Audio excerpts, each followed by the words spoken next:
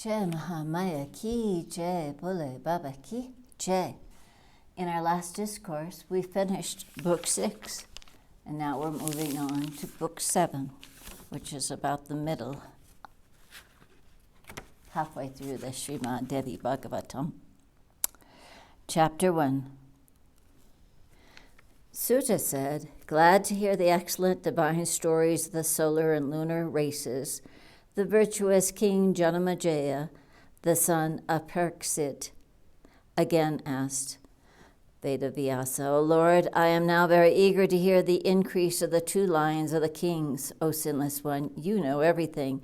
So kindly describe in detail the pure histories capable to destroy sins of the kings and their characters. The kings of the lunar and the solar dynasties races were great bhaktas of the highest Shakti, Sri Bhagavati Devi. This I have heard. O Muni, who wants not to hear further on the glorious anecdotes of the bhaktas of the Sri Devi?" When the king asked thus, the Muni Vedavyasa, the son of Satyavati, began to narrate gladly the several deeds of the kings. Vedavyasa said, "O king, I am now narrating to you in detail the origin of the lunar and the solar dynasties, as well as the other kings in their connection. Hear attentively. The four-faced Brahma sprang from the navel of Vishnu. He engaged in practicing tapasya. He began to worship the Mahadevi Durga, extremely hard to conceive. Mahadevi, pleased at his worship, granted boon to Brahma, the grandsire of all the lokas, on thus getting the boon, became ready to create the world, but he could not create all on a sudden, the human beings. Though the creation was eternally fashioned by the Bhagavati, the four-faced Brahma, thinking over in his mind variously, could not quickly spread it out and accomplish it at a variable fact. Therefore he, the Prajapati, the first created mentally the first 7 mind sons. They were known by the names of Marichi, Arti, Angiri, Pulasya, Pulaha, Kratu, and Vashishta. Next sprang Rudra from the anger of the Prajapati. Narada came from his lap, and Daksha came from his right thumb. The Sanaka and the other rishis were also his mind-born sons. O king, the wife of Daksha was born from the left thumb of Brahma. This all-beautiful daughter is well known in all the Puranas by the name of Virina and Asikni. Narada, the chief of the Devas, the chief of the Devasis, was born on some other occasion in her womb. King Janamejaya then asked Vedavyasa, O king, O Brahman, a great doubt has arisen in me to hear that the great ascetic Narada was born of Daksha in the womb of Virini. The Muni Narada indeed was the son of Brahma. Moreover, he was the foremost of the ascetics and especially endowed with the knowledge of Dharma. How then can he be born of the womb of Daksha's wife, Virini? Well, if that be so, then describe in detail that wonderful story of the birth of Narada in the womb of Virini. O Muni, under whose curse the high-souled Narada, though very wise, had to leave his first body and be born again.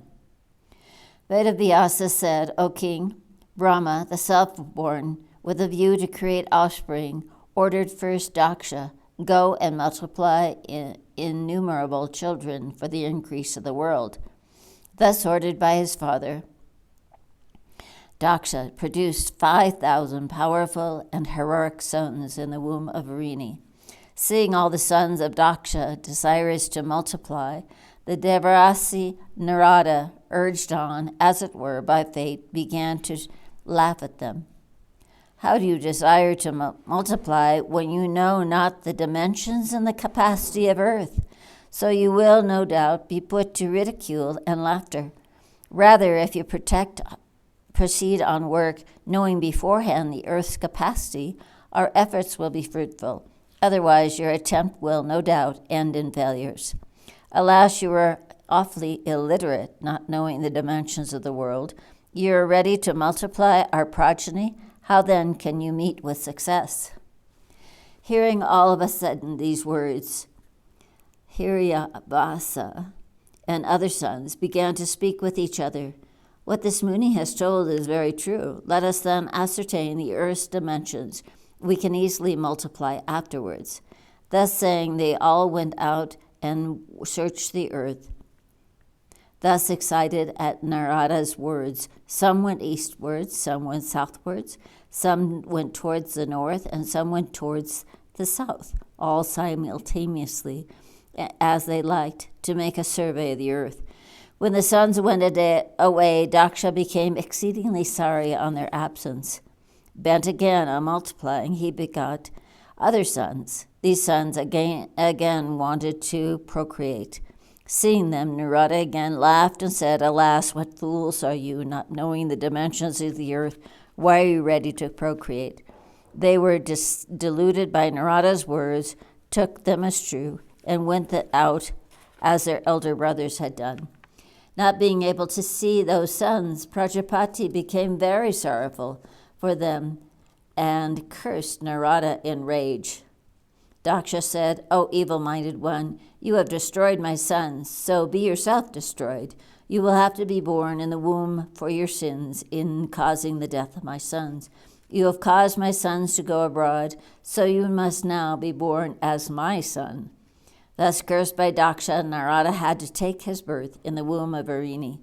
I heard also that Daksha begot afterwards 60 daughters in Varini's womb. Daksha, the king knower of the Dharma, then gave up the sorrows for his sons and married his 13 daughters to the high-souled Kassapa, 10 daughters to Dharma, 27 daughters he married to the moon, 2 to Brigu, 4 to Aris, 2 to Karsaraba, and the remaining 2 to Angiri. Their sons and grandsons, the Devas and the Danavas, became powerful but antagonistic toward each other. All of them were heroes and very Maya Vishya, very attached to Maya. Deluded by their greed and jealousy, they quarreled amongst themselves.